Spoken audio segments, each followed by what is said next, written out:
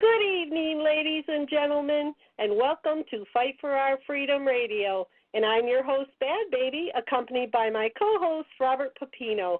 And tonight we have with us Dr. Jason Rad. And we will be talking about Planet X and the Earth changes and answering your questions. All righty, I'm trying not to worry. I keep seeing all these pics of the planet, and I'm like, well, I'm not worried. You know what? I'm not worried. I know Dr. Rand is not worried because he has a lot to say on this subject. Well, Dr. Rand, should we be worried?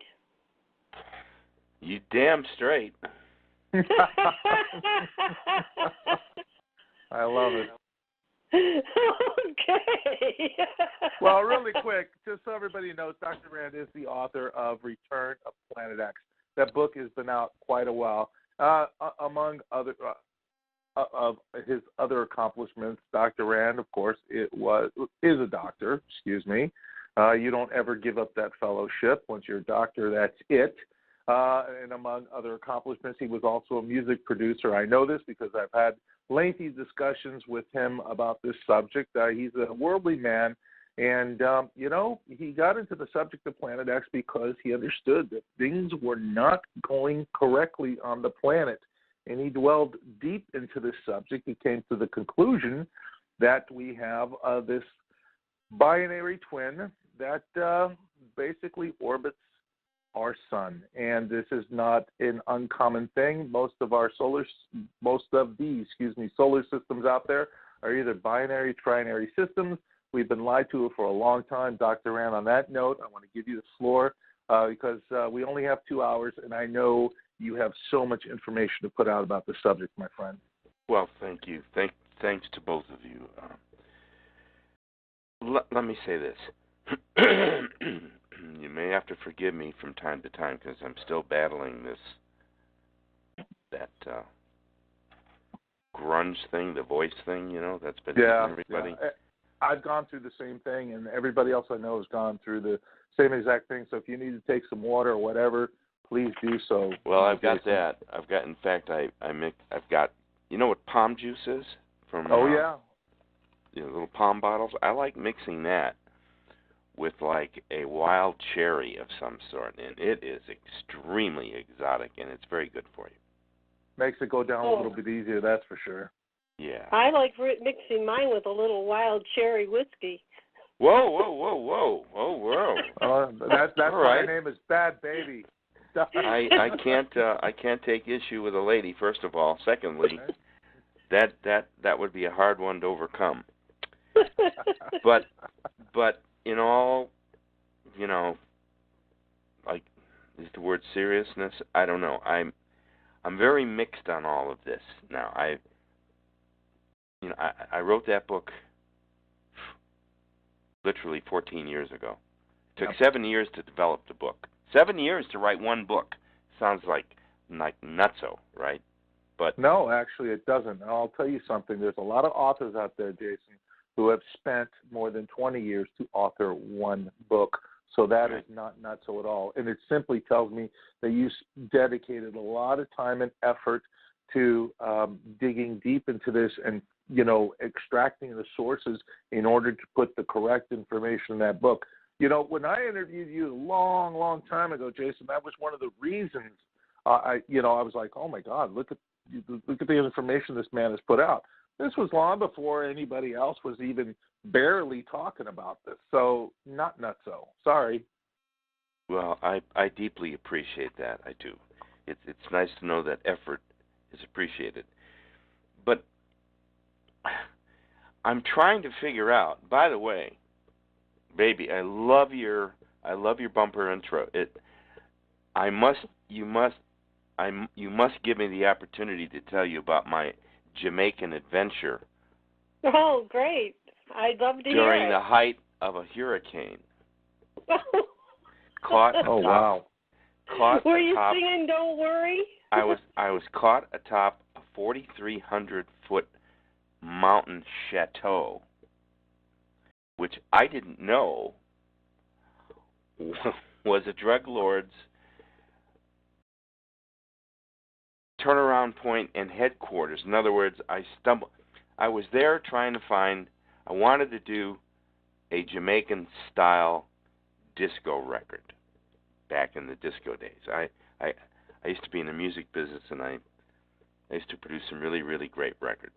And I would try to start trends.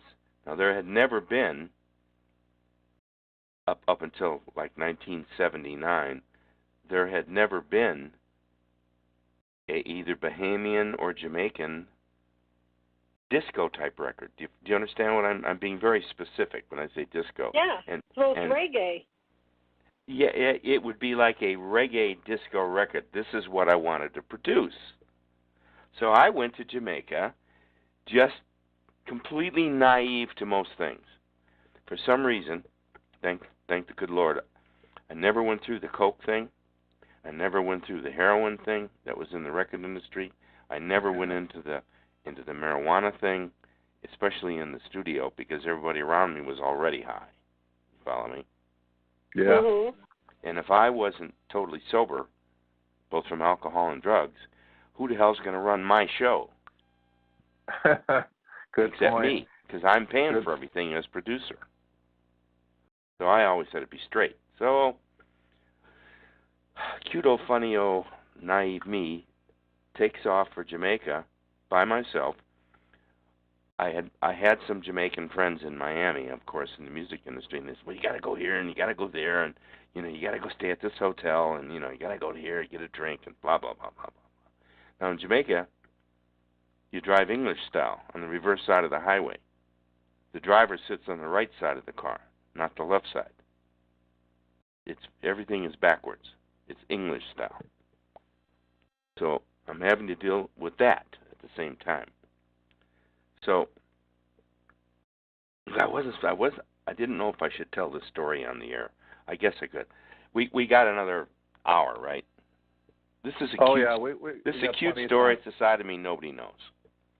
We'll talk about Planet X. Don't worry about that. We can go over the time limit tonight. Well, here's the thing. What happened that weekend was I got caught atop a mountaintop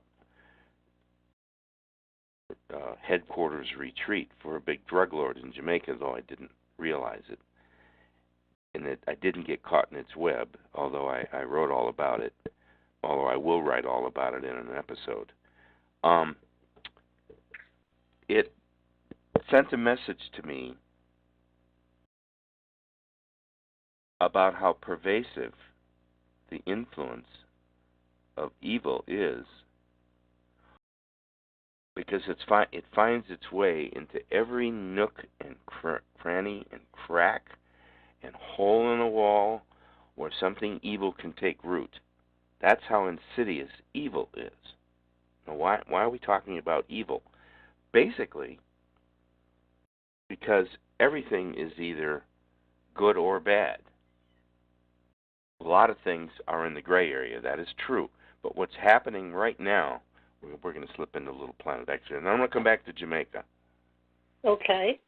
What's happening is, just this week alone, there's been a dramatic shift in the number and in the power and in the shallowness of major global earthquakes.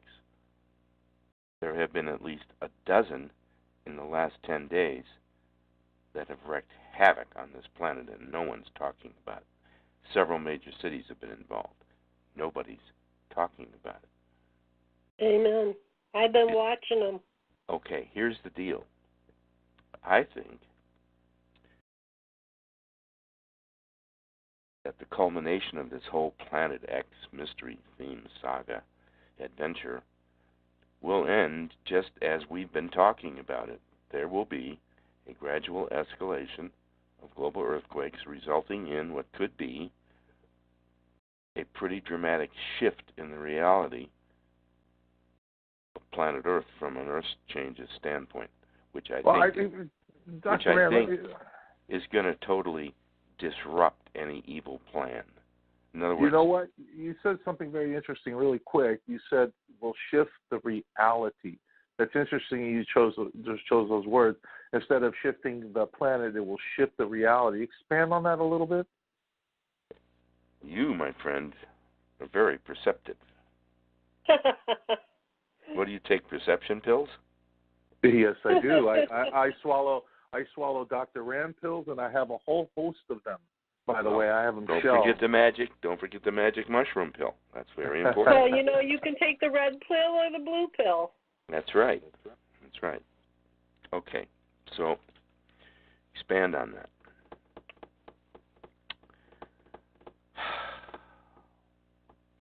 What we think is reality, what we think of as reality, is in fact simply a distortion of time and space from a human perceptual animated 3D viewpoint.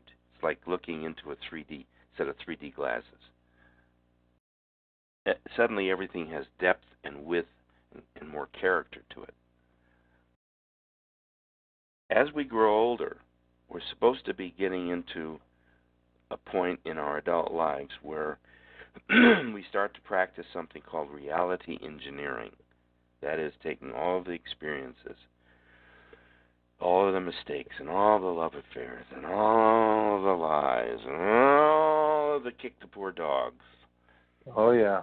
And you have to reshape it into, well, that's what I did, that's what I was, that's what we all are.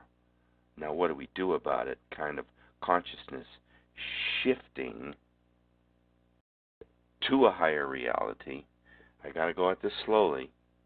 If I'm losing anybody, just say stop. Right now, our planet is going through a very difficult period of stresses, both upon its weather systems and upon its performance values. See, the Earth is a living thing. The Earth is a cosmic entity all unto its own. The Earth is one of the most uniquest, coolest, grandest, most spectacular, most beautiful, most powerful planets in our solar system. It's the only one. You're kind of making me feel special right about now. Well, we should feel special. We should feel special. We're the only planet in our solar system holding what we call sentient, intelligent life. Sentient, intelligent life. It also includes the whole evil spectrum, from bad guy to killer to mass murderer on down. Right. So unfortunately, when you enter the earthian plane of physical reality, see, here we go again. How many planes do we want to talk about in relation to ours? Let's talk about ours is a third plane, nearing the fourth plane type of resolution reality system. Earth has its own set of reality system rules. First of all, there's physicality. We have physical bodies with all of the limitations that come about through having a physical body. I got to branch off for just a second. I saw one of the most beautiful, sensitive, and intelligently written movies and performed. I saw The Shape of Water last night. I don't know if either one of you are aware of it as a movie. Yes, I am. It's up for an Academy Award. And I must tell you, as metaphysical and spaced out as I am, this was way out there, and it was absolutely beautiful and totally within the realm of earthian physical reality. Because there were creatures like that here before. They were part of the reptilian races that may have set some kind of influences. You see, we all think that this Earth, which is about 7.5 to 8 billion years old, the Earth itself, as a living thing with water and plants and fishes and animals and us. Okay, now, this thing, this object, this planet, is one of the most complicated and complex planets. Forget anything that's on it. Forget us and the ecosystems and the oceans and the mountains and forget all that. Just having the planet itself in this condition, in this position before the sun, perfectly placed. The Earth was perfectly mechanically placed. Just didn't happen. You just don't. Can you imagine the computer system guys that designed this solar system? Whose computer program was so brilliant that they could have designed the entire substructure of our solar system, which originally contained 12 planets, not the 9 we know, which had 3 suns, which Robert alluded to. We have Mother Sol, which we see every morning when we wake up, and we miss her when she goes down at night. And then we have the little baby star, which was the size of, we believe, was the size of Saturn, but 60 times its mass. That's a huge, powerful electromagnetic orb to be loosed in traveling around in our solar system. Okay, now, originally, we believe that was a small baby sun the size of Saturn, but 60 times its mass. And that sometime between 4.5 to 5 billion years ago, give or take 500 million years, a large asteroid-sized object aimed itself toward this solar system and came rushing at it at many, many, many, many thousands of miles per hour. And it was huge. It was probably the size of a small planet. And it came crashing through what's known as the plane of the ecliptic. If you've ever been to a place of astronomy or planetarium, and you look up, you see the Earth in the center, and you see all the planets in their positions, in their orbits, circling the sun, and then you see the asteroid belt, all of that, right? That's called the plane of the ecliptic. Imagine if something came from above, came crashing through that as if it was a flat plane, because our solar system is a flat plane of physical, mystical, and electrical planets. Earth is just one, the most unique one, but just the only one that we know of that can do what allows us to be alive and be human on this third rock from the sun. Oh, I'm sorry if I digress, but no, keep going. The picture, buddies, everybody out there, is so magnificent to try to behold in the human mind. Let me go back to the story of the baby sun. We believe there were 3 suns. Now, there's also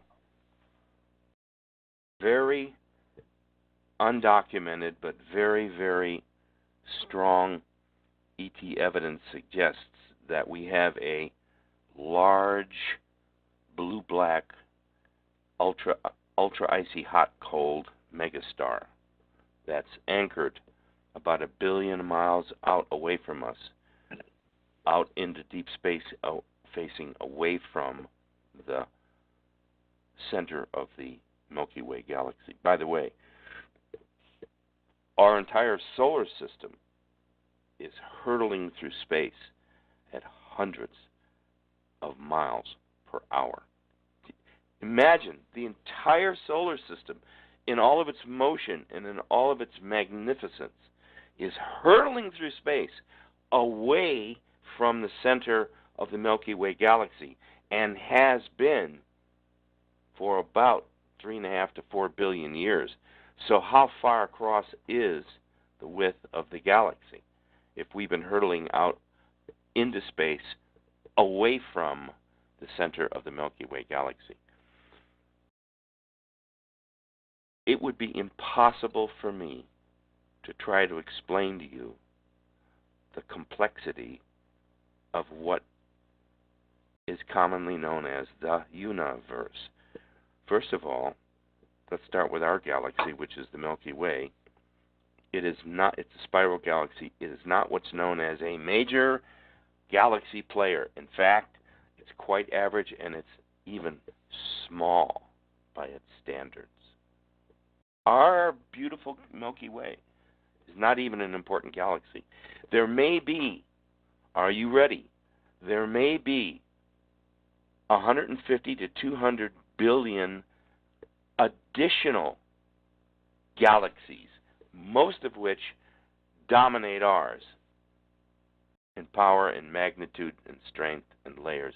There are layers upon layers upon layers upon layers of galaxy, just like you fold raisins into a dough, the dough of space. Now, with all of that said, where in the hell do we fit in on this little fragile planet, which is being decimated right now by Earth changes? We're back to this Planet X thing again. Yep. It's all interwoven. It's all interwoven. So let's go back to what created the Planet X problem in the first place, according to my research in our book, The Return of Planet X. We believe that this large planet-sized asteroid-type monster came hurtling through space and tore into the outer edges of our solar system, which at that time we believe contained 12 planets. And there were several that the ancients claim were hurled out into space. Could this be the drama surrounding what's known as the 12th planet, or the missing blue planet, which may or may not have had water on it also? And then we have to consider that all the legends as far back as Atlantis, by the way, Atlantis was a place. It wasn't an island. It was an archipelago of islands about position where the mid-Atlantic ridge was. And Bermuda represents the very, very northwest tip of one. You're talking about Atlantis. Bimini, but you're talking about Bimini, the Bimini Road that can be actually. Well, seen. I haven't got there yet. Yes. Okay, I'm sorry, I jumped ahead. No, that's cool. By the way, I'm very experienced about Bimini. I can tell you stuff about it. We could spend I tell you what, I'll do another show if we do it on Bimini and the Bahamas and the Bermuda Triangle. Absolutely. I think I'm kind of sort of an expert on that. All right. That'd be great. All right, babes. So hang on here. So this huge planet-sized asteroid tore into the solar system, ripping off and scattering, destroying possibly 1 to 2 to 3 of the outer planets, outermost. Now, I believe that one of those planets that got tossed out into space was in fact, excuse me guys, I apologized earlier, remember? Quite all right. I think that Nibiru was in fact a real planet, that it might still be the home of the Nephilim. We've never really dealt with that, have we, from the Bible, the Nephilim, who were reported to have come from this planet. Now, it's also rumored that Planet X may be having in tow a planet behind it, which might be Nibiru. See, nobody's ever introduced that point into this Planet X equation. Well, I am tonight.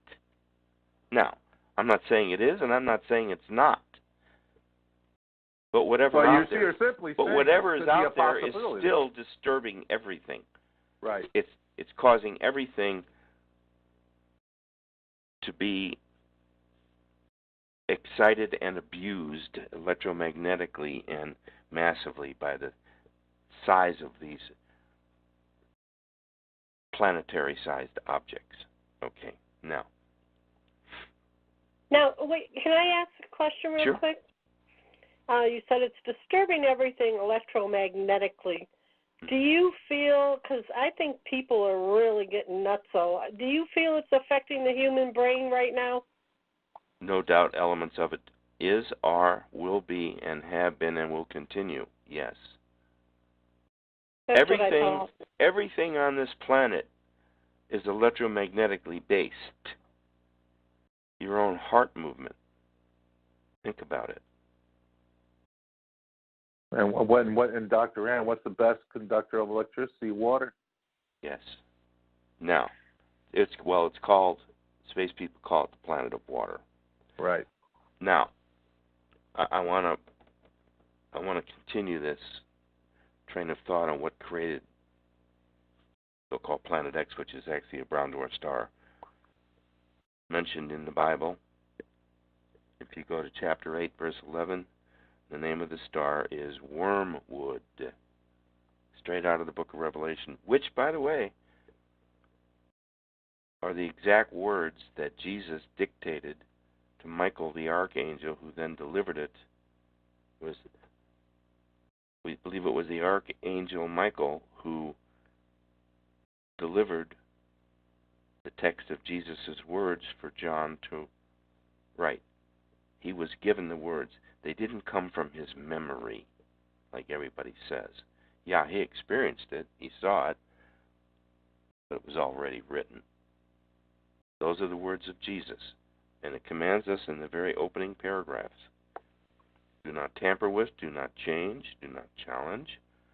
You must believe that these are the words of Jesus. So if that is the case, I would think that we should treat the book of Revelation in a whole different, reverent, respectful way. Because if we are Christ-like proponents, and we do believe in the gospel,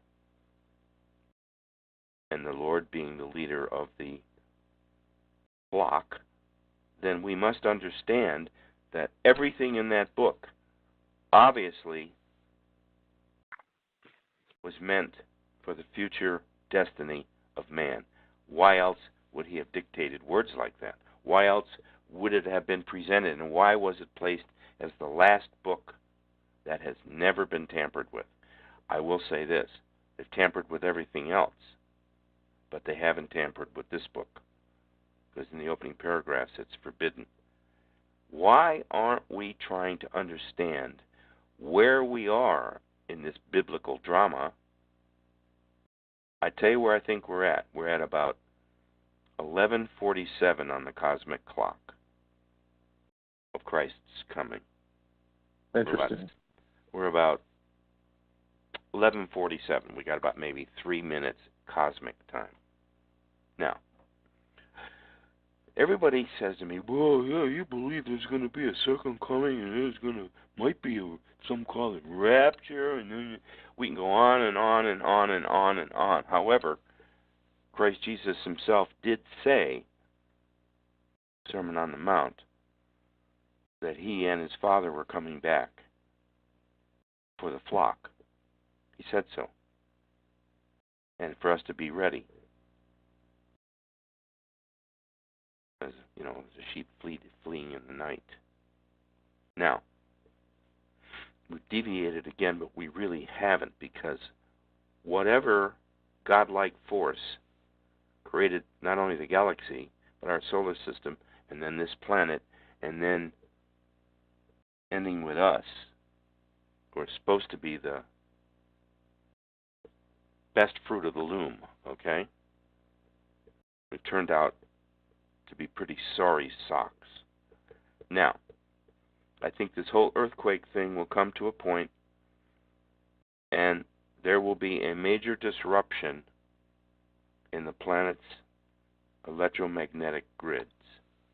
I think that's what will calm and stop everything from escalating. If you can't send a rocket and you can't fire a cannon, who are you going to kill? Except hand-to-hand. And most people aren't into hand-to-hand. Did you know that? Most people would rather not deal with that. Okay? Now, where the hell am I going with this? Well, it's real simple. The clock is ticking. Not only the cosmic clock, but our human clock.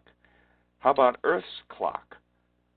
See, nobody takes into account the Earth itself as the planet that is hosting all of this absolute humanoid insanity. It's all insane. The Olympics. I was watching the opening ceremony tonight, like something out of some wonderful, magical, yes, magical wonderland of Disneyland kind of things. That's all well and good, and I'm glad that at least it'll bring humanity together for a month or two, maybe a month and a quarter. But the point is, what happens? The earthquakes continue. What happens if we do, in fact, have some severe earth changes? Everything's pointing to it. The earthquakes, the volcanoes, the gases, the land fires, the droughts, the weather extremes. Something's wrong. Something's really, really wrong. But nobody's talking about it. Instead, they're arguing about the budget. And they're arguing about the wall. And they're arguing about who gets to sit next to who at the Olympics.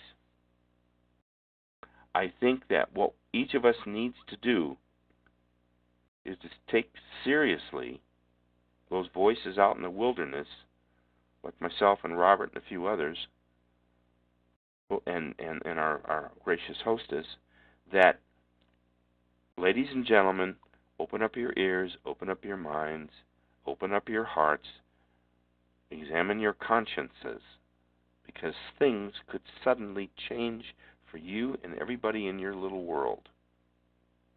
Chicago right now, another blizzard. Another one for that city. I used to live there. They're no fun. Trust me, having a blizzard in Chicago is no fun. I've been caught in several of them. Okay?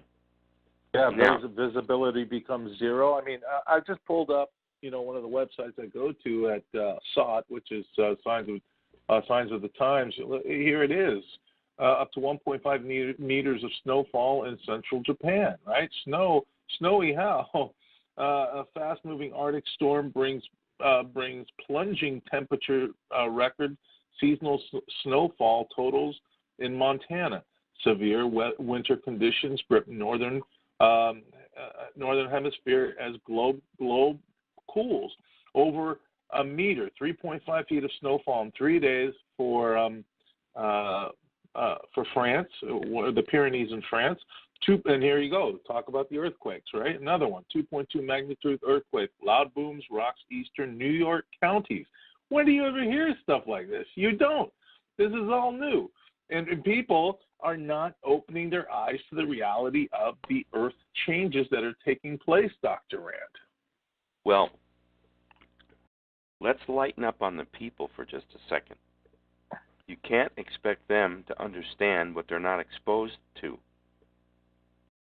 Now, there's a blackout and all this kind of stuff.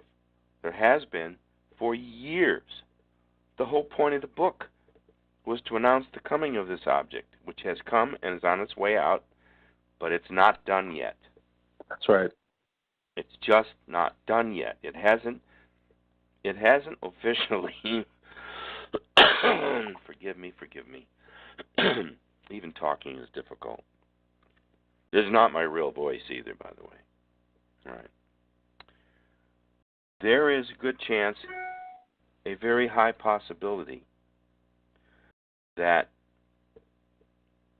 when this large object the size of Saturn but 60 times its mass, which is now leaving on its way back out, leaving the vicinity of our solar system, which it returns to about every 3,600 years in a long elliptical.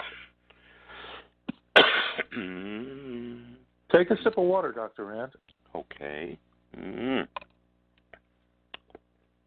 I really love talking with you guys, but I have to measure this. Same here. But I have to measure this. So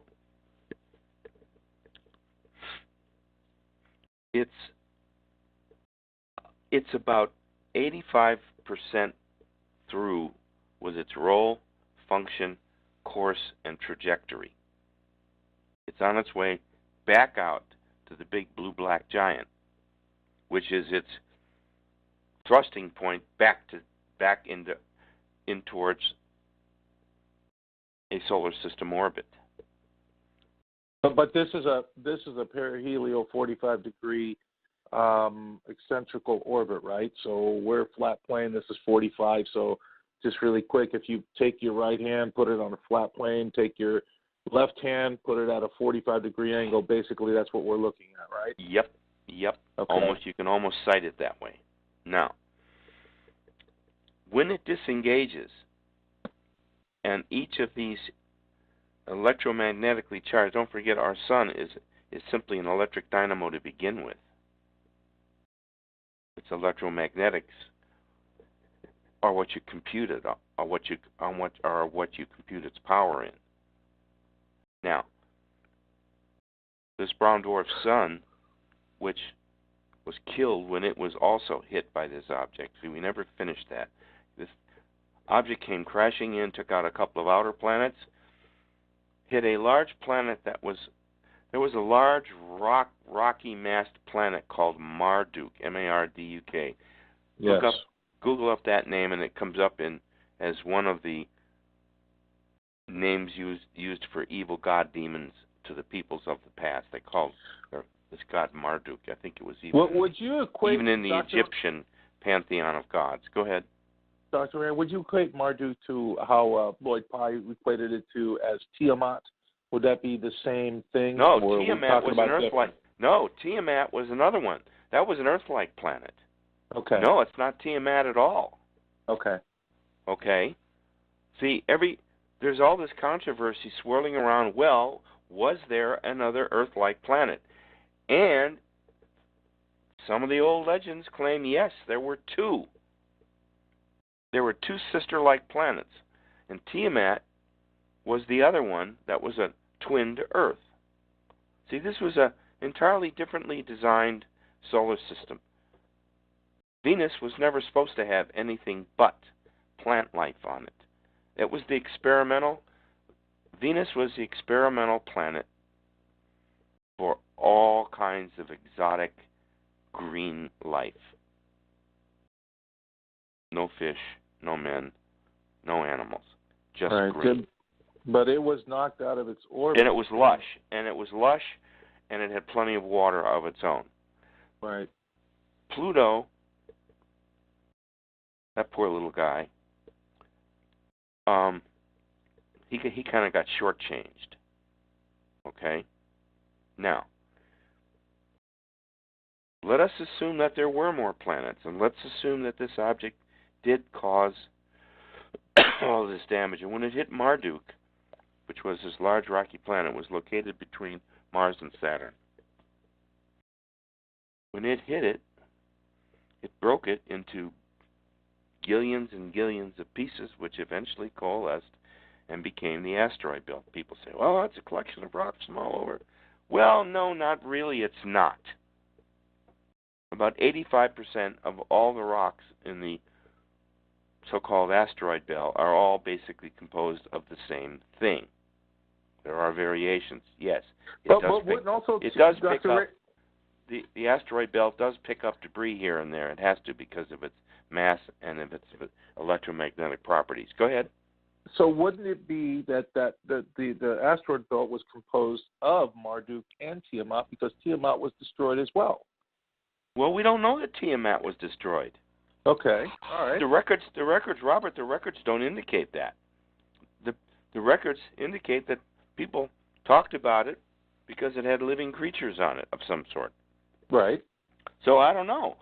There could be a whole bunch of mysterious things out there that we have no idea. There may or may not ever be proven that there was a Tiamat or that there was a Marduk or any of this. However,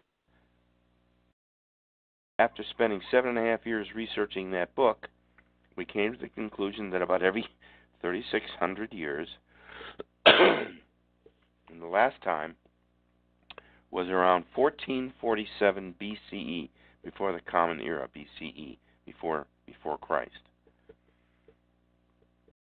About the time of 1447 BCE, just strangely happens to coincide with that 4.5 to 5 year period during which Moses struggled with Pharaoh to let his people go.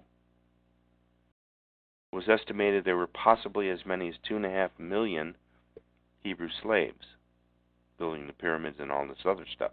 Now, if that was the case, you don't move 2.5 to 3 million people with all of their goods, their cattle, their possessions, their goats, their chickens, their geese, their cows, their horses. You don't just walk those out of Pharaoh's palace in 30 minutes like they did in the movie. You follow me? Yeah. It took years. It took years for him to leave. And all that time, the Lord was controlling the plagues. The Exodus started not with just a snap of a finger, but it took a long time to execute. All right? Now, we could be practical, or we could be real and realistic, or we can be suppositional in that let's assume that all of the magic that was found in Moses' wand, his staff, and keep in mind, one of the oldest of the Indian legends says that it's not the size of the wand, it's the magic in it. Okay? So if this magic wand of his did all of the things that it says it did in Exodus, then it's no wonder that Pharaoh decided to relent and let the people go. I thoroughly believe that the good Lord uses this object, this brown dwarf star that returns every 3,600 years. Because if you go back another 3,600 years, there were certain uprisings and things of a more primitive nature that were quelled and changed because of these earth changes. So what I'm saying is, I think this whole matter of earth changes, although it may be horrible for the people going through them, the earthquakes, the fires, the droughts, the sinkholes, the forest fires, the blizzards, the typhoons, the hurricanes. Whatever will be, will be. We happen to be living here at this moment, experiencing life at this time, on this orb, on this date, during the ongoing antiquity of the human race. We're here. So let's damn well make the best of it. Remember I said in the beginning, hell straight yes? Remember to your question? Oh, yes. It's about time that we figure out that we steer ourselves by the stars, not by the lights of other passing ships.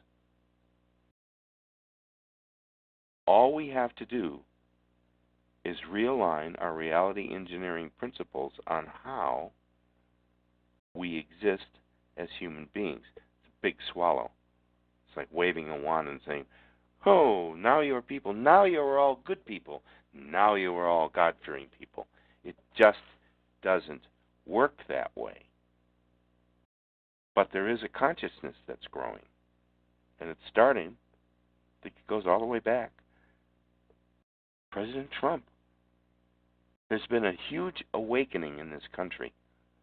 Well, he's been a beacon of light, Dr. Rand. He's been an earthquake mover. Yes. Yes. Okay? And it's Absolutely. about time. Now, Did you guys notice that one of the things that they factored into the budget was natural disasters? Yes. well, yes and no. They're trying to pay for the ones that just occurred. They're not really preparing for future ones. That's the last thing they want to think about. They're just. And I've got a big question for you at the end of your statement here, because this is a doozy. All right. As far as this budget is concerned, it's just barely what we need, and it's way over budget. But it's just barely what we need. The Democrats have done such damage to the basic structure, welfare, spiritual bearing, and financial rock of this nation in the last 6 to 8 years. Just the crumbling of the military itself. Shame on us. Just plain shame on us. Yeah. All right? I want a refund. I want a refund from all the mosques that we rebuilt. I want all my tax money back, absolutely. Well, that's another show, and I'm not going to commit to that one this early, okay? You've already committed to another one, so I mean. I don't think we have time for a refund, do we, Dr. Ann? No, or a redo. So let's do this. Let's do this. I want to close out this point and jump into something else, because we unfortunately we've got bogged down in this, but that's the main thing that I wanted to relate tonight was that we are only partially through this thing, and I'm looking toward. I hope and pray we get past the 2018 election, the midterm, without any major catastrophe. Then I'm worried that toward the end of the campaign season for the 2012 election is when the earth changes could uptick, and that could change everything. If it did hit, it would be in Trump's favor, not his disfavor, because of his strength in organizing and building and seeing through. I can't imagine that the good Lord would have put any other man, oh boy, am I going to get some hate mail on this. I just can't believe that the good Lord would have put any other man except him at the helm of the ship right now, because that's what we've got, keeping this ship afloat, upright, and not sinking from all the damage and hits it's taken. End of my statement. I'm out. Okay. So my question now it's a loaded question. So we got Trump in office. We all voted him in. Okay. I know I did. And for those who didn't, that think we're all crazy, I feel sorry for them. And you need to get back on your meds. Here's the reality of it, is the way I'm seeing it. I think Trump is here to guide us through a bankruptcy. And I'll tell you why, because that man is more experienced in bankruptcies than anybody else I could think of on the planet. Yeah. He has wiggled his way through every bankruptcy you could imagine, and he's always managed to come out on top. I think that's one of the reasons he's on top. And also, with all the major earthquakes we were just talking about, when that quake in San Francisco hits, and it's going to be massive, it's going to be a 9-point plus, and it will rattle for 5 minutes straight. It's going to destroy most of the West Coast. Do you feel that Trump, maybe as he manages our way out of this bankruptcy, and will be able to, I mean, look, he's invigorating a lot of major companies to come back in, bringing jobs. Do you think he's going to be able to put us on a new road after this earthquake? Because I have a feeling, Jason, that this earthquake is going to come somewhere 2019, 2020. This is my impression as I'm seeing all this ramp up. What do you make? What do you make of that? I mean, the bankruptcy, is he going to be able to rebuild? Because he is a builder. That's the other thing. He is a builder. Will he rebuild the whole West Coast, and will that put everybody to work and everything will start booming again? I'm kind of envisioning that in the way I'm seeing him as president.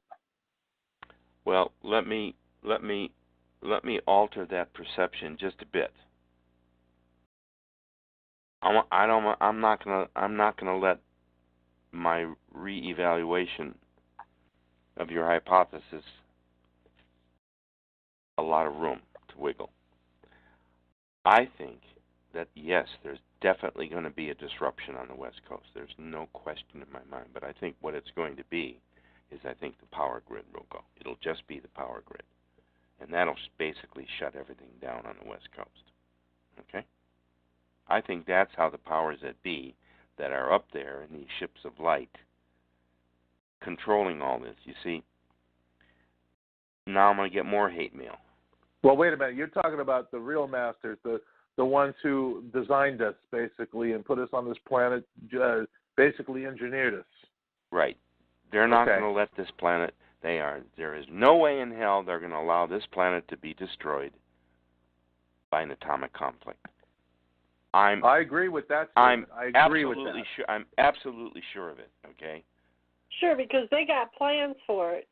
Absolutely. I think and they have a responsibility. You see, there are at least 7 or 8 extraterrestrial societies, ultra-terrestrial societies, and the Arcturians, who I'm connected with, are only one of about 7 or 8 that are responsible for this planet. And they can't, it's a very difficult thing to talk about. It's just like the Enterprise. The Enterprise wasn't really allowed to interfere with any ongoing ontological or societal reality of a planet that they come across.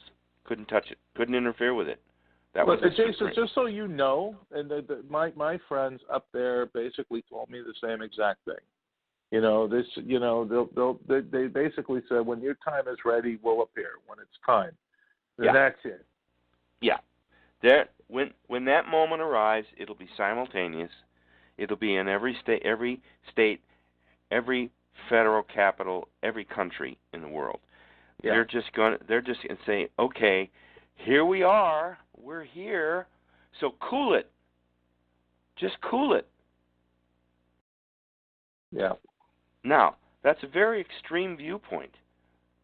I don't think so. How can you think like that? Well, it's real simple. The good Lord said that in my Father's house there are many mansions, and there are many societies.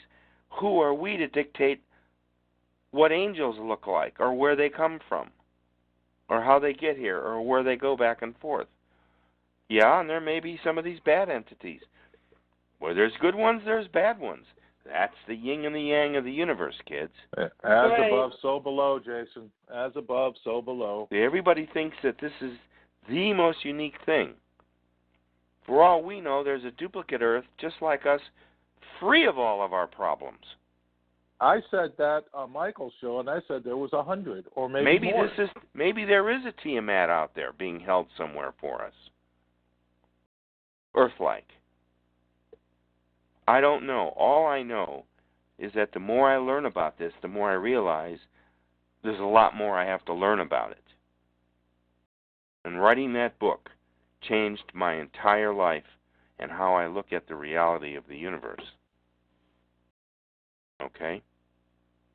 Now, I got a new book coming out. And my publishers would not forgive me if I don't mention it. It's called The Reality Engineers.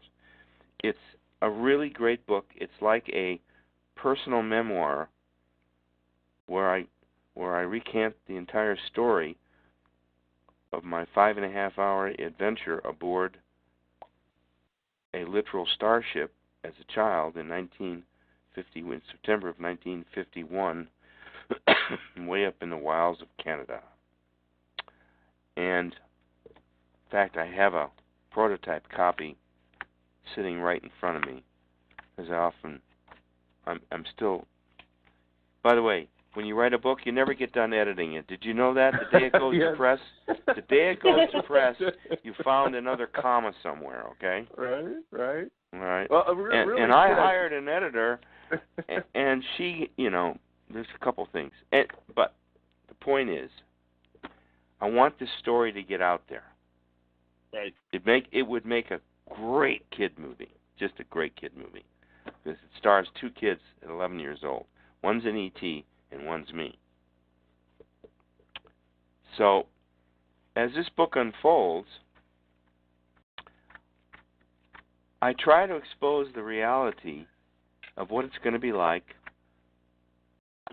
when one day they land. It's just that simple. It's not if, it's just when. Okay? I want to, can I take two uninterrupted minutes? I want to read you, I want to quote from the opening paragraph of episode 4 of The Landing. This is where the ship comes down. Can I do that just for the fun of it? Absolutely. All right. This is from episode 4, The Landing, where the Archumeke, which is Elan's father's responsibility. He's an ambassador. And they were here on a mercy mission, and they wound up saving my life. So, the paragraph I'm going to read you in time is about 2 hours before they land. The paragraph I'm going to read you was my reality at that time. It was about 4:35 in the afternoon. Now, up north, in September, being closer to the Arctic Circle, it gets darker earlier. Are we all okay on that? Hello? Have I lost everybody? Nope, we're with you. Oh, okay. So I just had us muted so that there was no background noise while you read this. Oh, okay. All right. Well, okay. So the time is about 4:30 in the afternoon, right? And I'm all by myself. I'm lost. I'm on the far side of a lake. My life's been saved, and I have no idea how I got there. Quote, as nightfall passively descended upon the lake, enchanting sounds of the evening suddenly came alive again. And up until then, I hadn't noticed any natural sound effects coming from my surroundings. Then, as if by magic, a chorus of mixed forest voices sang their praises to one another through random harmonies. My favorite ones from memory were the plaintive baying of timber wolves mixed with honking Canadian geese and the weird baby-like cries of subarctic loons, all faithfully echoing across the water. I also loved hearing the hooty-hoots of nocturnal gray owls, the truly wise old teachers of the forest. All of these grand creatures I knew well, for they too were friends of mine, and I dearly loved all animals. Yet the one sound I was suddenly missing was the baying of the wolves. Then whose glowing eyes in the woods were now watching me intently and silently? End quote. Within an hour and a half to 2 hours, that ship landed. Their ship landed right in front of me, out in a field the size of a football field. Imagine going to a big game and you look down from the stands and there's this football-sized field. When I decided to tell the story, which was, I don't know, maybe 14, 15 years, when you write a book, you just don't sit down and there's the keyboard and you don't sit and start typing hundreds of pages. It doesn't. I suppose some people can do that, but not for me. When I write a book, it's got to tell a story, and the story has to have a format. And within that format, there has to be a rhyme and reason of purpose and intent and timing and personality and fun and good and bad. And this story is about the yin and yang between myself and my friend, my space friend, Elan. Elan was about the same age chronologically as myself at the time of the event, which was I was 11 years old. I was big for my age at 11, and I was strong, but I was still only 11 years old. And Elan, however, although he was 11 years chronologically, his psycho, mental, physical, social personality and growth was about 4 years beyond me. So he was like 14 or 15 for his 11. Is that cool? Yeah. Okay. Because he takes the lead in much of what the story is about. And without him, there'd be no story. So, I came to realize that there are different forms of humanoid beings out there. His particular group, his clan, his DNA representative of the ET culture he represents is basically about 175 to 200,000 years in advance evolution of our planet. That culture, that world, that star system, that technology is about 175,000 years in advance of our evolution at that date in 1951. So everything that I talk about in the book has this Star Trek-ish kind of feel to it because that's what it was like. And especially the design interior of the ship, which I go into in great detail. Okay. Where am I going with this? What we're about to experience when they land can be either taken easy or it can be taken with difficulty. My guess is it will be taken easy because everybody already knows. If you haven't seen a Steven Spielberg movie or you haven't seen a space-oriented type cartoon or you've never watched Nova or followed NASA or any of that or the Russian space accomplishments, then you have no idea that we are a very precocious, warlike, not to be trusted, highly suspicious, and very dangerous culture of beings that inhabit this planet. Or more succinctly, we are a vicious, childlike race. In many ways. However, on the other side of that coin, you see, okay, is this glass that we're talking about half full or is it half empty? The half full crowd says that this is what the good Lord created this whole planet and its reality system for, was to play out, imagine this, if this is true, the whole reality system that we call the Earth, or that the Earth is based on, which is physicality and gravity and all this other stuff, was designed and it's come through all this time to actually play out on a human scale the good and bad end of the story of good and evil, which is talked about in Genesis, in the Garden of Eden, and the snake and all that stuff. Now, doesn't that leave you thoroughly confused, everybody? I'm confused, and I think I understand it. At least I think I do. Okay? Now, if I'm right about any of this, the book, this whole ET thing, writing books about, meeting an ET and having lived with it for a long time and all this other stuff and meeting all kinds of people, interesting people, and all of that, okay? All part of his prediction to me when I was 11. In fact, almost everything he told me about myself came true, almost to the last thing, which means that he's been forward and backward in time, which they do. Yes. They fold time and they fold space.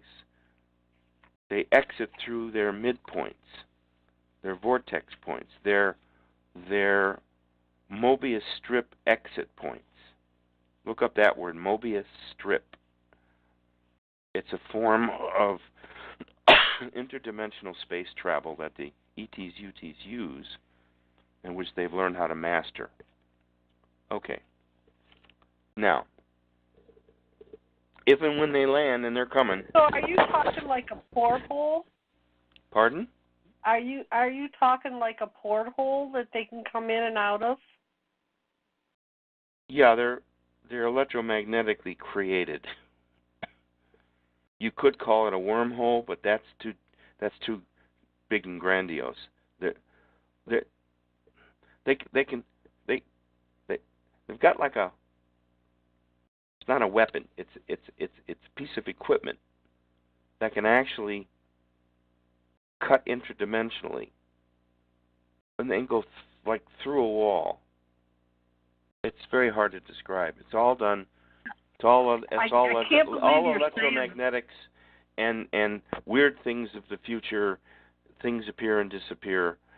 In the opening of this new Star Wars movie, the evil empire, the bad guys, all their ships suddenly into view in the movie. Well, all that's true. Nothing in that movie is untrue in terms of its concept, okay? Because I've seen a large wedge-shaped triple-deck ship that appeared to my friend Sergio and I over the third-story rooftop of a building in April of 2004.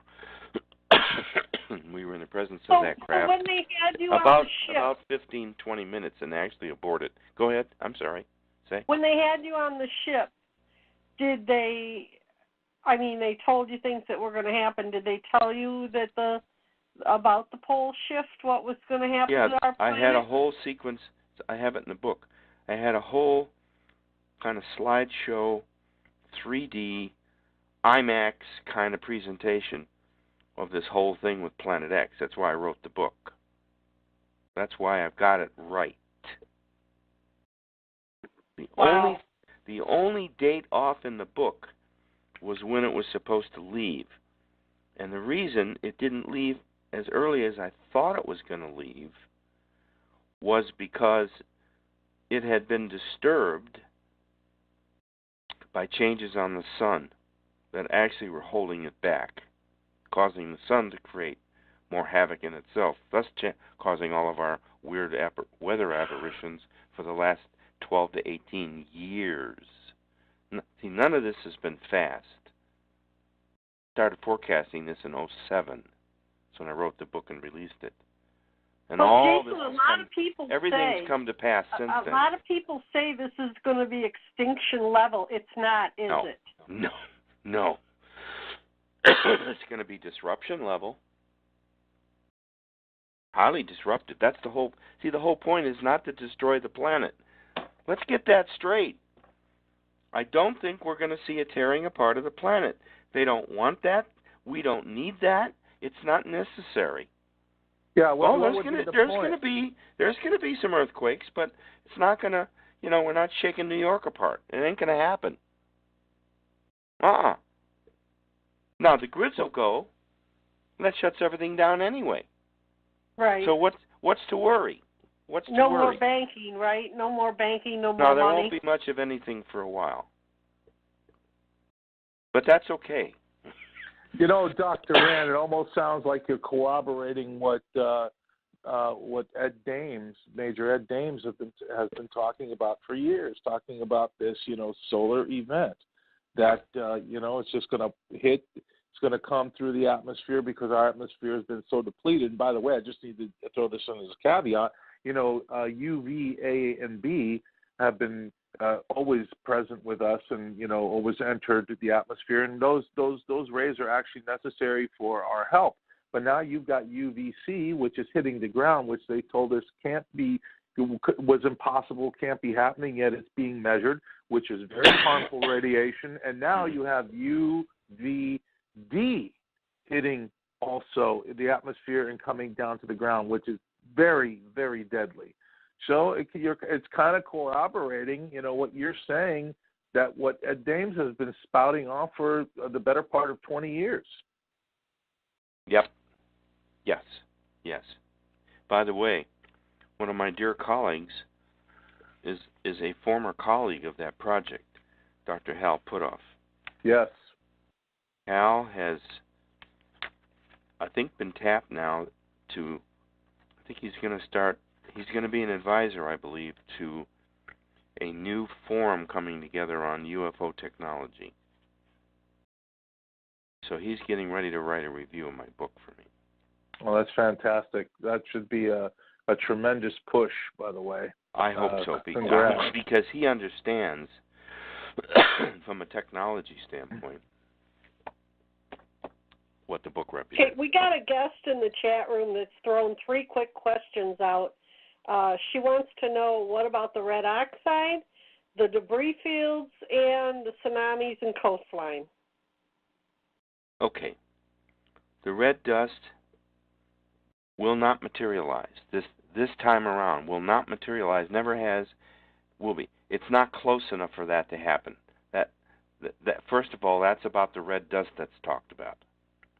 It's out there, but nowhere near us. What's the second part of her question? The debris field? Oh, debris field, yes. This object and objects like this both push and pull debris fields, which are composed of everything from rocks to pieces of asteroids to pieces of comets, all kinds of space debris. And some of that has been cascading to Earth now with regular similarity. That's why these close, what they call flybys, have been happening. There have been at least 9 significantly close flybys of large space debris between us and our moon. That close to our orbit. So yeah, there is a debris field. Okay. And what's the third one? Tsunamis. Tsunamis. Okay. The threat of tsunamis is mostly associated with huge earthquakes that occur undersea or off the coast of some continent that will disturb these patterns, causing these huge waves. Now, they travel very fast and they're very powerful and they're completely destructive. If you pick up a warning to go inland because of one, you go immediately. You do not stop and pick up, any can of beer or a pack of cigarettes. You'll run because they're that destructive. Will they happen? Possibility, but I don't think that's what we should be afraid of coming up. What we need to be afraid of are basic earthquakes and the loss of power. It's the loss of power that'll take us down, not necessarily the crumbling of a city. You could damage one small part of it and destroy its entire grid, and the city is very damaged.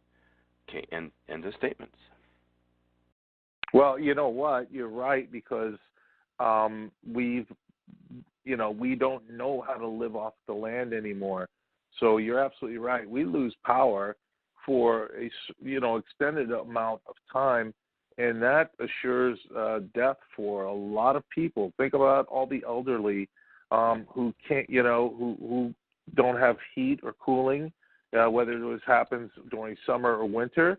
They're going to perish, and let alone, let's not even talk about the medication that they're on. If they can't get to that medication, they're going to perish. You have infants; they can't take care of themselves. If they can't be fed, they go through starvation, and they perish. So yeah, because we've been so modernized, and our grid system has not been hardened like the military electrical system, that you get an EMP effect that, like, I said earlier about what Ed Danes have been talking about, that, that hits us, boom, it's out. And it's not out for, a week or 2 weeks. We're talking about months. Well, look, Puerto Rico. Yeah, and depending on where you are, too. I mean, people in apartment complexes are going to be, how are they going to flush their toilet? I experienced a trial run last year. I lost my power for 18 days. Ouch. And it was in the middle of the winter. It was in the middle of January. I lost it for 18 days. And by the end, I just couldn't take it anymore. I couldn't get my truck out because my locks were frozen on the barn. So when I ran out of gas, I had I think I had like 22 5-gallon cans of gas already. Oh. But I used it all over the 18 days for the generator. So once the generator shut off, I looked at my dog and said, "This is it. We're going to freeze to death." I hear you. I hear you. Well, look. But, I had a pond. I have a pond on my farm, so I was able to go out there with a 5-gallon bucket and get water out of there and bring it up to the house to flush the toilet. But what about people who can't do that? Yeah, exactly. Well, here's what we've got to figure out. First of all, how much time do we have left? About a half hour? We got about 45 minutes. About 45 There you go. We'll let you go over a little bit tonight. Well, okay. I'm trying to figure out. We've covered so many different topics and have cut off so many different angles. But here's the thing: if everybody listening is following us, then you know that where we're going with this is that we have to figure out how we can each prepare ourselves to best interpret, figure out, and then survive what may well be coming to be a difficult period for us. I'm not trying to scare anybody, and I'm not forecasting doom. I have a critical question. Okay. Will we be able to, because all of the earth changes. Of course, when volcanoes erupt, the ash goes in the atmosphere and it changes the sunlight around the planet. It also changes the heat and the cooling of the planet. In the extreme, yes. Yes, extremely. Are we still going to be capable of growing our own food? Well, once again, let's not hypothecate something that hasn't even happened yet. Now, we should be aware that it could happen, and what would we do if it did happen? But let's just assume that we're not plagued by a major volcanic eruption. Let's assume we're not going to have another Vesuvius-type event where half of Europe is covered in ash for 6 months. Mm-hmm. No, I don't think that's going to happen. I think instead what's going to happen is we're going to have more volcanic eruptions undersea, because there's been an uptick now in undersea volcano eruptions. And we have to realize more bad gases come from each volcanic eruption than all the cars last year produced. The noxious gases. One volcano fills the atmosphere, and it happens in a matter of 20 minutes. Okay? Now, I'm not excusing pollution. All I'm saying is that there's a lot more at stake here than just our own human drama, of which we have very little or no control. Stop and think about it. What control do you have in the midst of a major storm, or a hurricane, or a tornado, or a snowstorm? You don't. You have absolutely no control over it. The only thing you have control over is your ability to deal with it and your understanding of who you are, where you are, why you are, when you are, and then how will I handle this?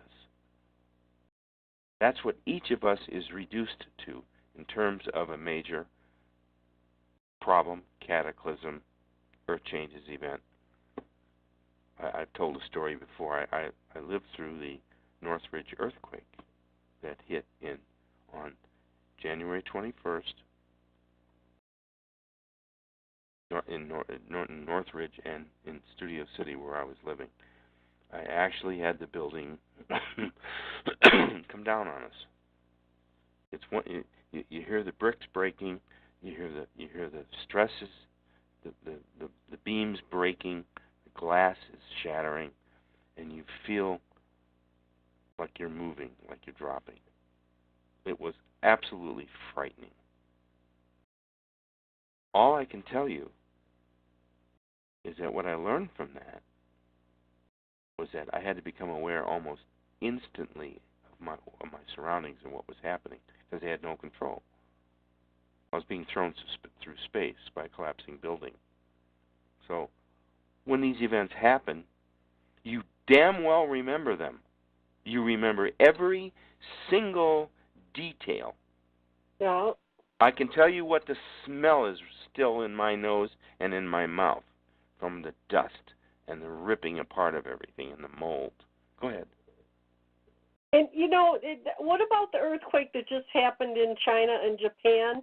They said there was one on the news, but they aren't telling how many people, what's going on. It's just like, oh, yeah, there's an earthquake. And I think they're kind of sugarcoating or hiding these events from us. What do you think? They're not sugarcoating them because they're not reporting them, and they're not hiding them because they're not discussing them. Now, there's a difference in hiding something deliberately and not discussing it. You see how subtle the change is? If you don't discuss it, there's nothing to present. Now, yes, in a way they are covering it up. But it's a covering up of the kind that you would expect a responsible government to do, because if people really understood how close we are to having problems like this, there'd be a lot more panic going on. So, in a way, I'm commending the government. There's enough news getting out that people understand, oh, yeah, there was an earthquake. Well, it could happen here, too.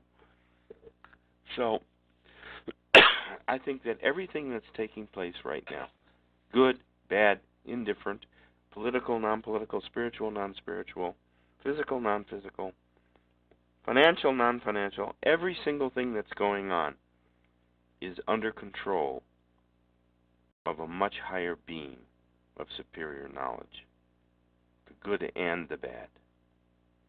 Therefore, the God concept comes into play. Is there a Godhead or is there not? And I don't mean Godhead as a bad word. The ancients called it the Godhead. Right. The main brain of everything. The Godhead. Well, I call it core source. Okay.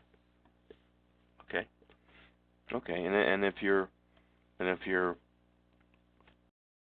currently active in the Christian movement, you'd be referring it as Christ consciousness. Right.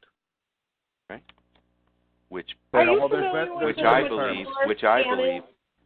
believe is in fact the core power source that's running everything. It's the Christ consciousness. However, Doris Cannon said the ETs told her they call God the one of the light. Yes.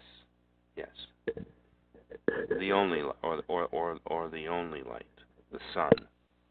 Okay. Now, we must be getting close. As far as Planet X is concerned, let's wrap that real quick.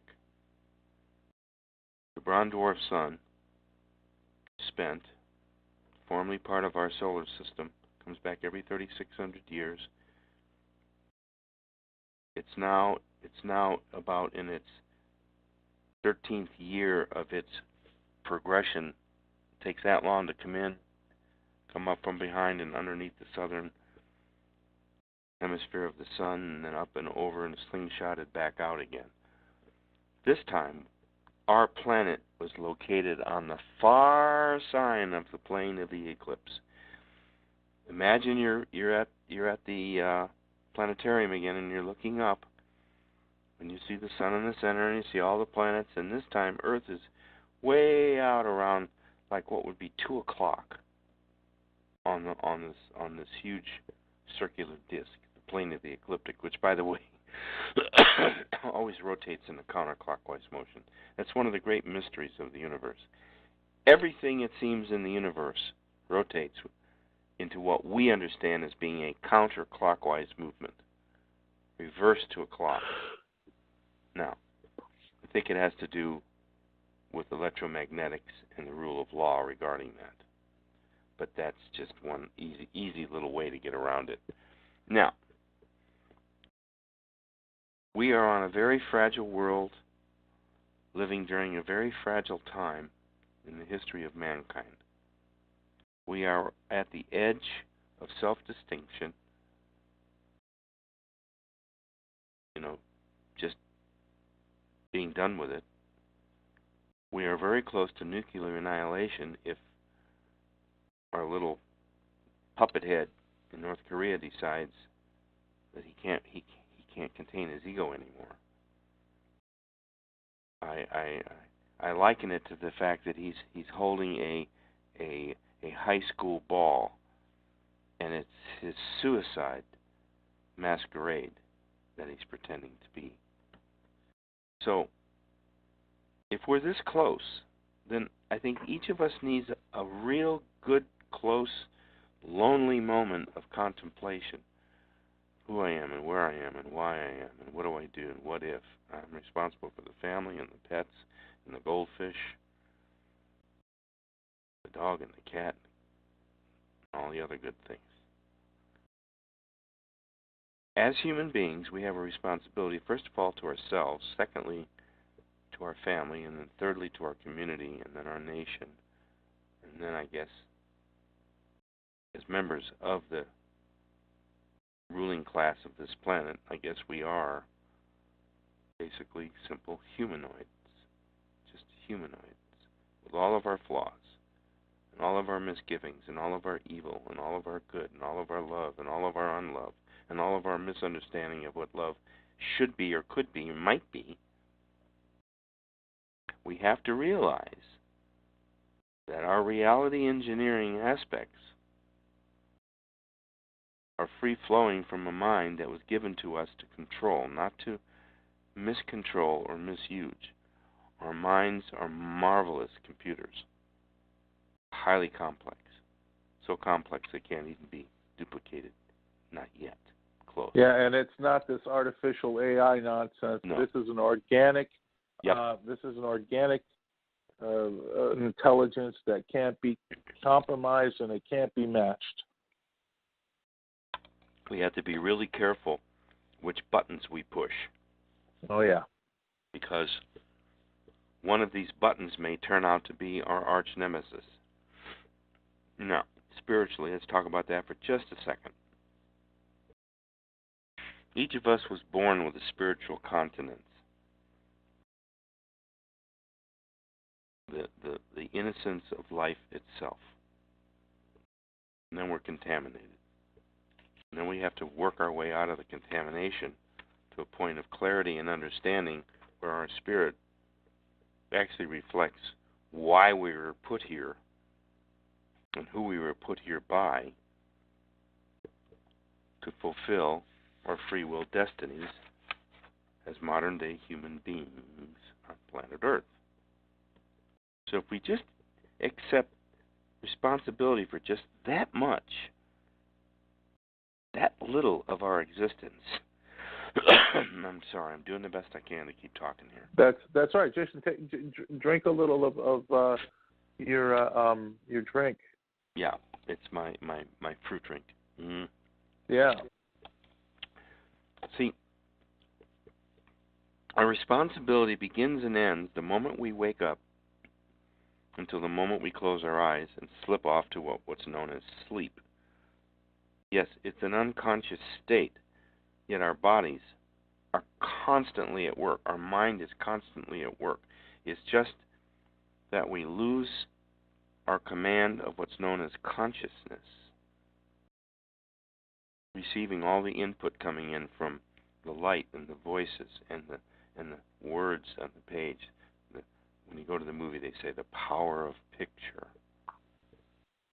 When we realize how fragile we really are and how fragile life is, then we should begin to realize that we should be responsible for every thought and every breath and every handshake and every thought and every emotion and every sexual desire.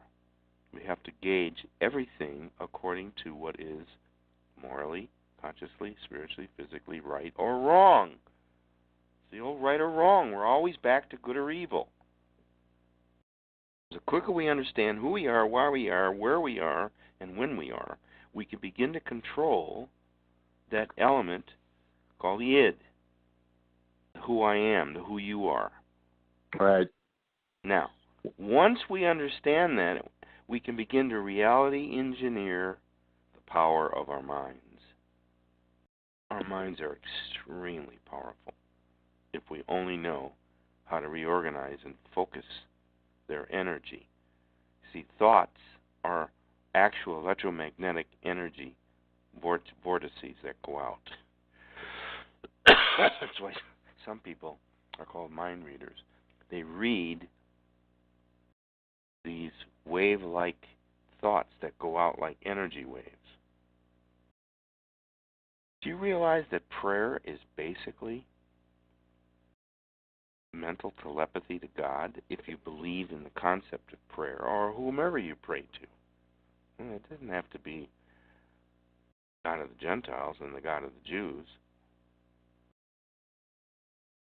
Whomever you pray to, you're basically utilizing what you believe to be your power of mental telepathy. But nobody talks about that. It's ridicule. Oh, mental telepathy. That's ridiculous. Well, you know what? Nobody can do that. What do you think prayer? What the hell do you think prayer is? You're mentally thinking and projecting it to whatever source or whatever power grid you're trying to reach. Go ahead.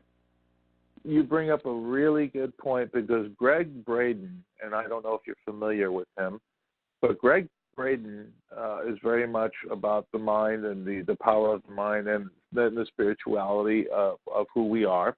And they did a thought prayer experiment for an individual who was dying of cancer. I guess he was on her or him, I don't remember, on their deathbed.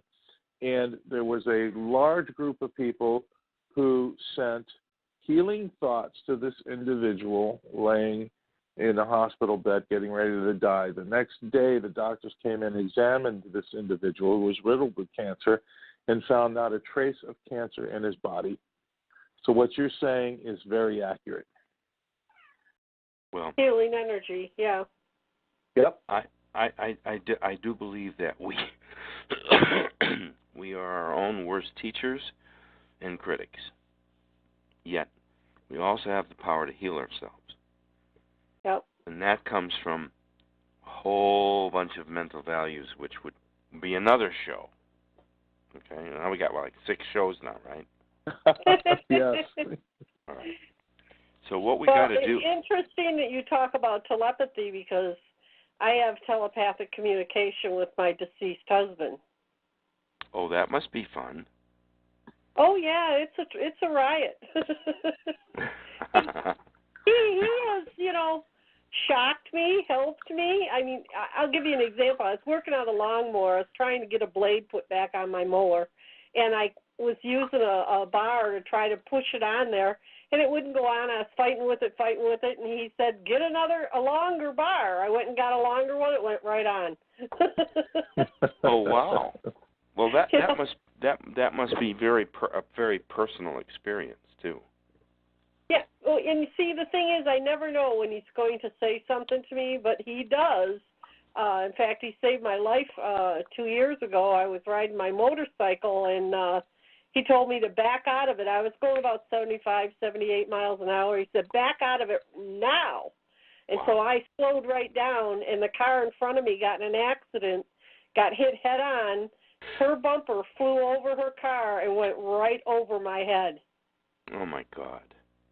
If I would have kept going, that bumper would have took my head off. Well, there you go. There you go. That's a spiritual and physical event. Yeah, absolutely. So you see, spirituality can transcend physicality. It happens all the time in apparitions. Well, it certainly plays, because they are simply just on a slightly higher frequency than us. All they have to do is lower their frequency to get in our lower plane of frequency to interact with us. And I've seen this over and over. The other night, we were playing cards. 3-4 nights ago, we were playing cards, and 3 cards came up missing. Well, I found out that it was my father, who was watching the card game and thought he played a little trick on us, and took 3 cards from us. Okay. See what I mean?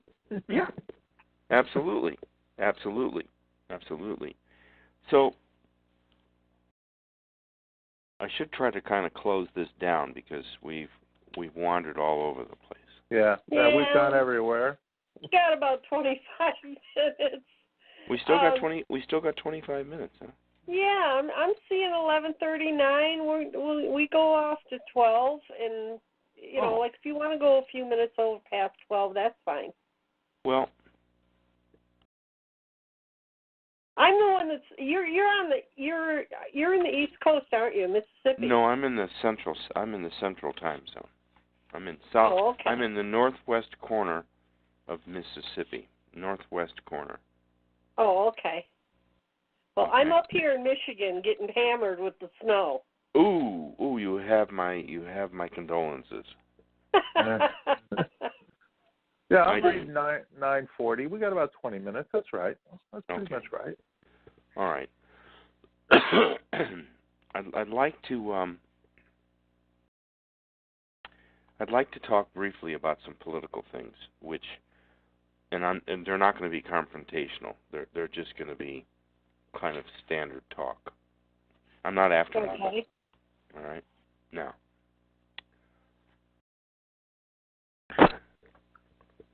I've been on the Michael Vara show, as has Robert, numerous times, and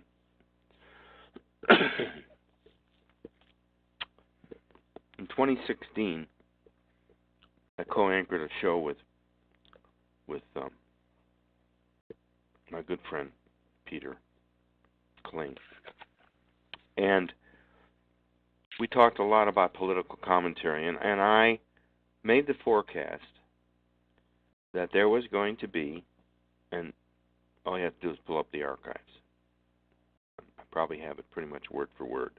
I forecasted that there would be a silent but general uprising all across the country of what I call the sand crab people. If you've ever spent any time at the ocean or down in Florida where there's lots of little land crabs, if in the evening, just before sunset, you watch, a wave will come in, and as it recedes, out come these little crabs. And they rush to the surface, and they rush all around, getting all of the food and the debris that the wave has washed out over the beach. And they're scrambling for maybe 10 to 15, 20 seconds. And then as the new wave comes, down they go onto the sand again, and the wave crashes over them so as not to wash them away. So I made the forecast that there would be a general uprising of the sand crab people from all across the country. Those that some of them don't normally vote, some of them are a little older, and it's harder for them to vote, and they decided this time I had to get out there. I'm going to make another prediction for the 2018s. I was right about 2016, dead right.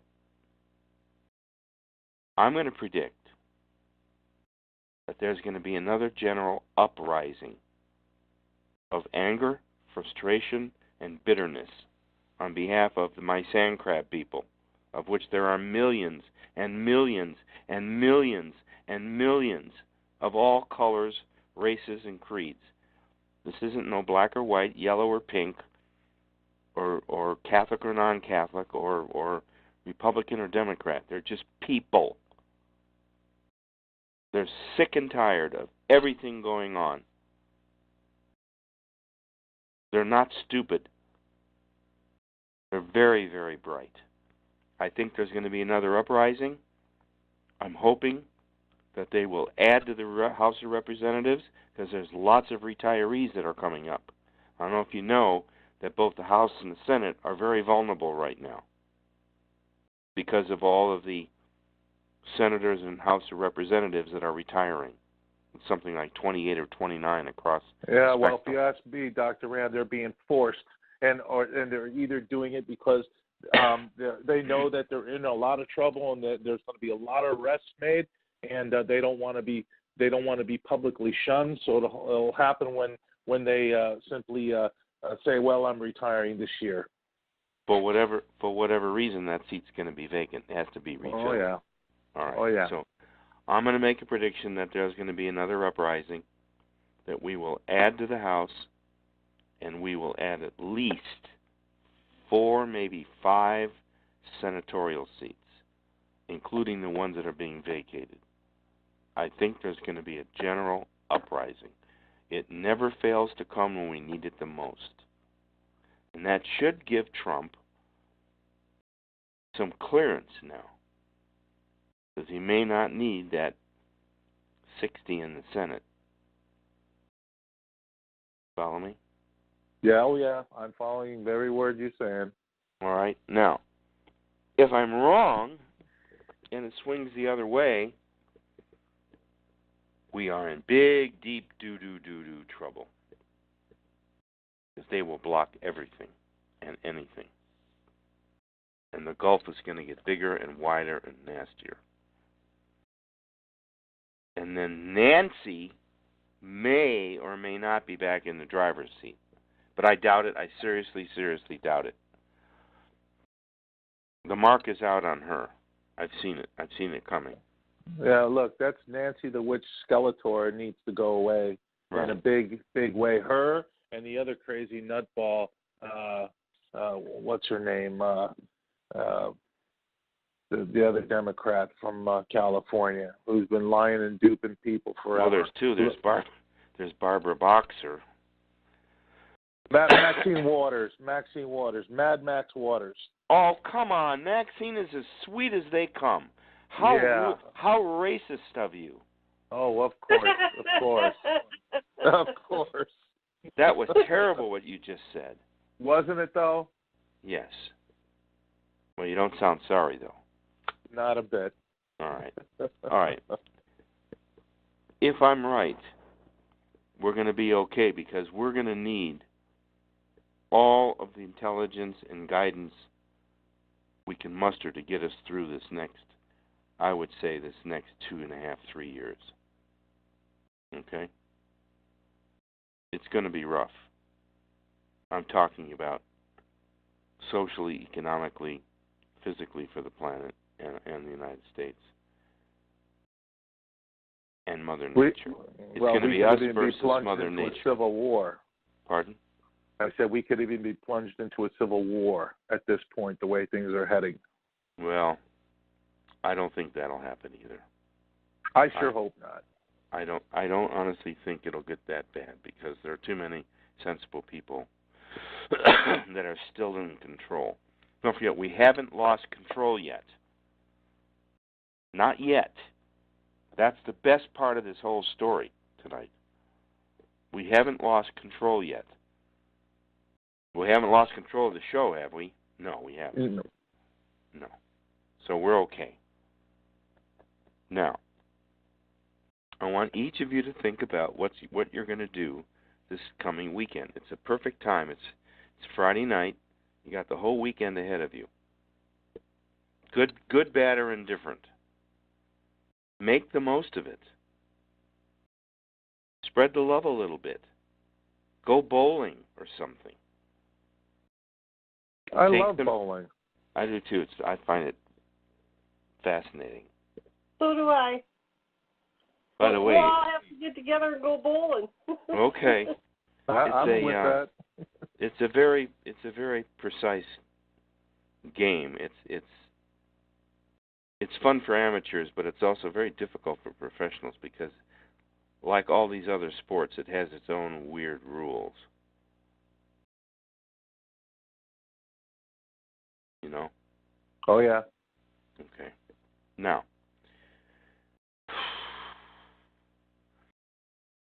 I find that when I get confused about all that stuff that we're reading and talking about and listening on the radio to people like myself, it's always good that you take a moment's self-measurement of your reality system, what you're hearing, thinking, seeing, smelling, touching, because it could change in a moment's notice.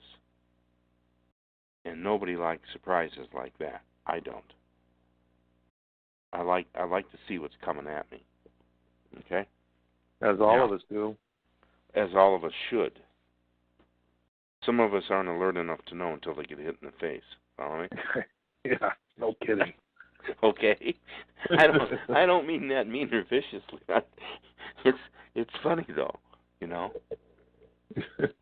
Yeah. Like that commercial you saw where the guy's banging his head against the roof, and then he says he loves banging his head on the wall, and the woman sits on gum and she's laughing and she thinks it's great.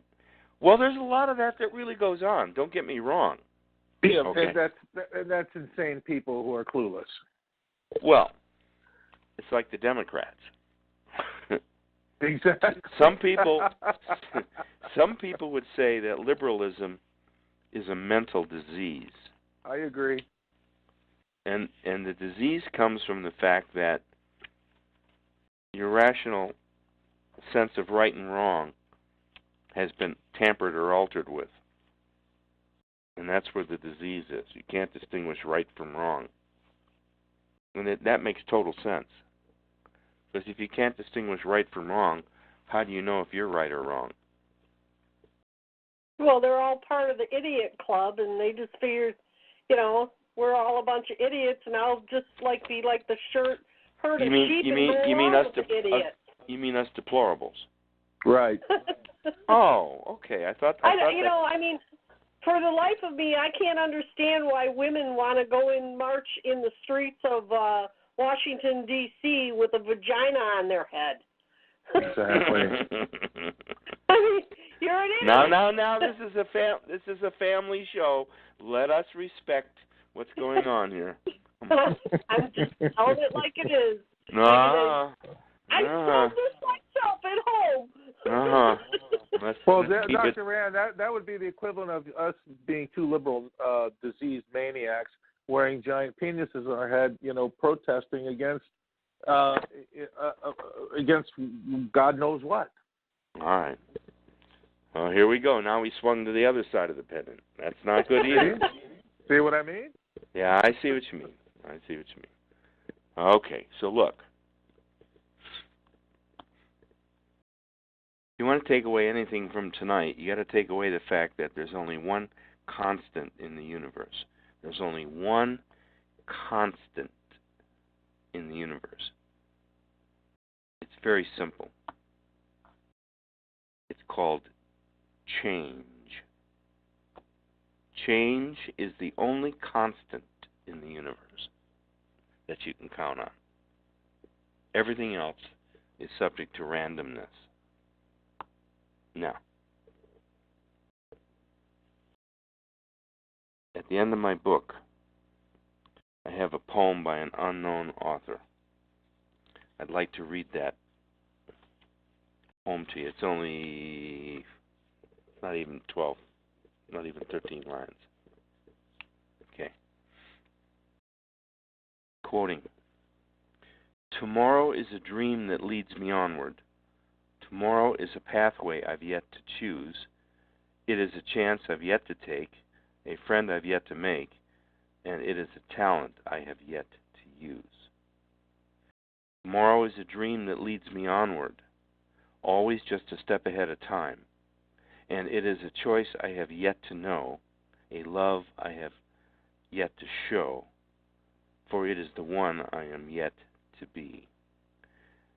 Tomorrow is today, was the past, will be the future. Live for today, not the past. Believe in the future." Author unknown. Wow, that was deep. That was really, really deep. If we only take away that much from tonight. Sorry, folks. Sorry. We do have one guest that would like to speak for a minute, so yes, please. We'll unmute and see what they have to say. Go ahead. Hello. Welcome Hello? to the show, guest 13. Do you have a question or a comment? Oh my God, it's just crazy right now. I never knew life could be like this. This is insane, you know? I don't know, I got one. I could do one too. That was cool. I just got the last just that last part of it, but that was cool. I've been doing some stuff like that a little bit too, you know. You want me to do one? Can I do one? Sure. Yeah. All right. It goes like this. It's called Spin on Your Head. So spin on your head. Thought you had friends, but they spin on their heads. Go to a professional, but they spin on their heads. We seek to find love from women who know better, but they conform, comply, and bend. They spin on their heads. Thought you were real, so I spin on your head. Searching for the truth, no need to spin on your head. Stand for what's right and never spin on your head. Seeking you shall find, why would I spin on my head? Life is real. People are weak. It doesn't mean you should spin on your head. I stand for what's right, education and racial dignity. Protect those who can't defend themselves. I never spin on my head. Very nice. Brilliant. I love it. I love it. Very nice. You should publish. Yeah, I need to raise some money really fast. I've been thinking of I have maybe 7 I could release. I don't know how to do it though, you know. Well, just put them together. No, wait, come on now. Look, yeah. you sound very intelligent. Okay, look. All you do is assemble them into a package. You can do it on a computer, and then upload it to Facebook, and you'll reach millions of people. No, I don't have Facebook. I never. Okay, this is my thing, right? Like I never used social media in my life. I was always afraid of it. Always. I've been allergic. Well, maybe you should stop. I don't know how to use it. Yeah. Maybe the reason you call this show is that you're ready to step out into the future. Yeah, tomorrow that's a good point. That dream. Tomorrow is that dream that leads you onward. Yeah, man. I know, man. I'm trying to hold it together. You know, it's been crazy for me. Like gain control. Yeah. Hey, do you guys use a VPN? Do what? Do we use a VPN? What's a VPN? And that VPN. Go ahead. Okay. I don't understand what that is. All right, it's going to protect your call and protect your digital footprint. Oh well, I'll leave that up to the producer of the show. Okay, it's like he doesn't give out your location of where you actually are on the internet when you're using the internet. Oh, I see what you're saying. Yeah, that's cool. That's cool. When you're at home, right, and you're on the phone like this, or you're making calls to anywhere, and you don't want people to be able to hack into your call or to hack into your phone. When you have a VPN, they're not able to hack in like that, right? Well, if you're not so wait a minute. If you're not so technical, how is it that you know about this? Oh, I just discovered it maybe 2-3 days ago. I haven't been using my phone for like a month now. Like before that, I never used my phone for about a month because I realized something. I keep trying to figure it out. I keep putting things together, right? And I keep figuring it out bit by bit. I never really. You're not spinning on your head. No, I don't think so. No. Right? Definitely not. No. Okay. No. Well, listen, I appreciate your calling. That was great. Okay, well, we're going to mute you back, guest 13, because we only got I a few appreciate minutes it. left. Keep up your writing. Yeah. Keep up your writing. Okay? All right. That was interesting. That was cool. That was cool. Yeah, it was cool. I enjoyed the poem. Great. That was totally cool. I really enjoyed that. All right. What do we got left? How many minutes? Well, we got a few minutes, but like I said, if we go over, I'll let you go over. I don't want to sound boring, you know. Oh, you're not boring. You're not boring. Okay. All right. Let's. I have a question for you. I sent a video out to Robert yesterday. It was yesterday or day before, Robert. I came across this video on Facebook of these two cars that were driving down the road, and the guy behind them slams on the brakes, and these cars go right up in the air. I wanted Robert to email it to you. I wanted your email address, but I didn't. He said he didn't have it, or I don't have it.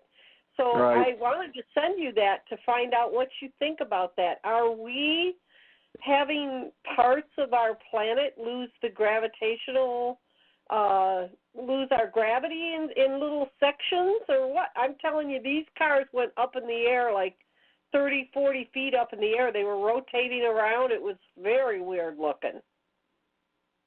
Is it because they hit each other? No, they didn't hit each other. Yeah, they were just driving down the road, and all of a sudden they started lifting off the ground, Jason, and it was kind of bizarre, odd. I didn't know what to make. Did they crash? Did they crash? No, they were just driving down the road, and then they lifted off the ground and started to float up in the air. And then the video kind of ended. There was a vehicle behind them that saw this and immediately stopped, and I really didn't know what to make of it. I personally thought that, they were being pulled up in a craft, but when they're pulled up in a craft, it's almost instant and you don't see anything. So I really didn't know what to make of it. Okay. Well, listen, Bad Baby's got your phone number, so I guess she could just call you. And get I never got your email, honey. Robert, I did not get the email with the phone number. How did you not get? I'll resend it. I'll resend it. Okay. I'll make sure you get Jason's number. Okay. I promise.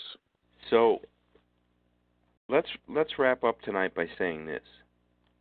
It's been fun sharing. I hope that I didn't try to cover too much stuff in between everything else, but you see, I find that everything is connected to everything that's connected to everything else. See, I agree with that, Jason. I agree with that. And that's why it's so hard not to go off on different subjects. I mean, you and I have done that before in the past. And it's hard not to do that because it's all interconnected. I agree. Okay. Jason, did you feel like it just seems to me like time is really going fast lately. Yes, the illusion, first of all, time is an illusion. Time doesn't exist in outer space. Exactly. Right. So time is going really fast. Time is a product. People are acting screwy-looey, and do you think that the event is right around the corner, or do we have a lot of? Yeah, the event clock is almost at midnight. We're close to the event clock striking 12. Well, like you said, 3 minutes to midnight, 11:57. Yeah, and it has a spiritual component to it, has a social component to it, it has a physical component to it, weather, and the whole fate of the planet right now hangs in a very precarious position. It's going to be okay. I don't see a planetary destruction. What I do see is huge disruptions. Yeah. In every aspect of society. Now, that to me could prove to be very, very, very beneficial. It would certainly slow everything down. Okay? Well, the dog would be shaking the fleas off its back. Yes, wouldn't that be appropriate? And Mother Earth has been so patient with us. Yes. Yes, she has. Every time I see a picture of a whale, I think of Moby Dick. Really? Yeah. He got what was coming, and that's kind of what we've done to the sea. One negative thing that I'm going to say about Japan is that Japan has done more to destroy the oceans than any other nation. I guess just her whaling and fishing alone is decimating the planet. Not to mention Fukushima, which is still going on. Yeah. Well, look what they've done to the sharks by cutting their fins off just to make shark fin soup and then throw the fish back in the ocean. And no, I know. I know, and I really didn't want to open up that can of worms. Okay. Right. We'll save that for another show. Yeah. I believe that this event is happening for a reason, and it's to stop the tyranny. The evil has to end, and there's got to be a cleansing. Remember, the only constant in the universe is change. That's right. So we're about to see change again on planet Earth. The question is, are you ready as an individual? Is your family ready? Is your household ready? Is your car ready? How much gas How much gas do you have in your car right now? If we should suddenly lose the grid, you ain't going to get no more gas. That's right. So keep your damn car filled. Unless you know. Unless you have a siphon. No, there's a few little techniques. I mean, I saw on Survival Man that you can take a garden hose and duct tape it to the end of a bicycle pump and drop that hose down in the tank where they've pumped the fuel into the tank at the station, and you pull that bicycle pump up, and it pulls the fuel up the hose, and then you take the hose out and you put it in the can and push the pump down, and it takes that little bit of gas out. It'll take you a while, but you can siphon some gas that way. Boy, I sure hope it don't get that bad. Yeah, no kidding. Well, I don't have to worry about it. I have a diesel truck. Well, look, it's real easy to take self-responsibility. All we have to do is get up in the morning or before you go to bed at night when you brush your teeth, look in the mirror. How honest are you with yourself? Do you like who you are? Yep. Do you like where you are? Yep. What will you do if you suddenly can't look in the mirror and see yourself because there's no electricity? I won't have to worry about brushing my hair then, will I? No, you won't. That's